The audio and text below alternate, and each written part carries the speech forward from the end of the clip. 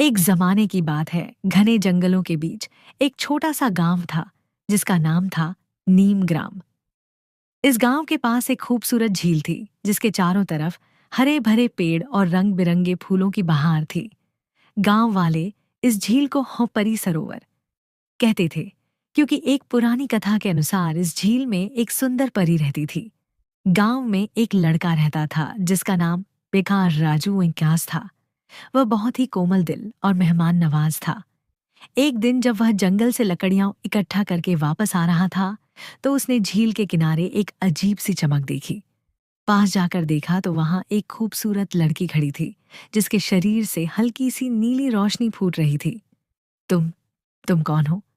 राजू ने हैरानी से पूछा। लड़की ने मुस्कुराते हुए जवाब दिया, मैं इस झील की परी हूं, मेरा नाम महक है। महक ने बताया कि वह सिर्फ अच्छे दिल वालों को ही दिखाई देती है। दोनों में जल्दी ही गहरी दोस्ती हो गई।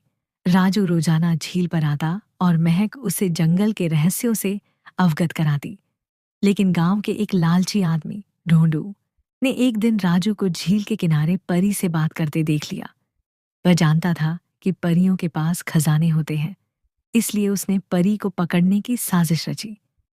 एक रात जब राजू घर पर सो रहा था, ढोंडू ने अपने साथियों के साथ झील का रुख किया।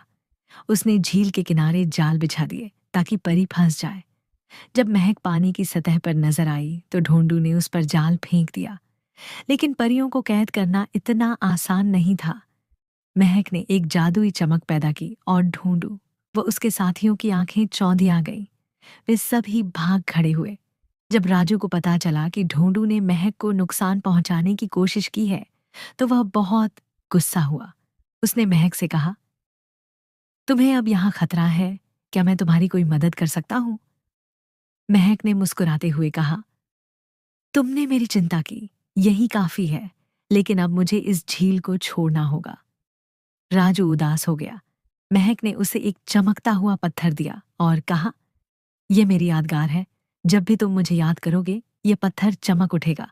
उसके बाद महक झील की गहराइयों में गायब हो गई। राजू ने उस पत्थर को हमेशा अपने पास रखा।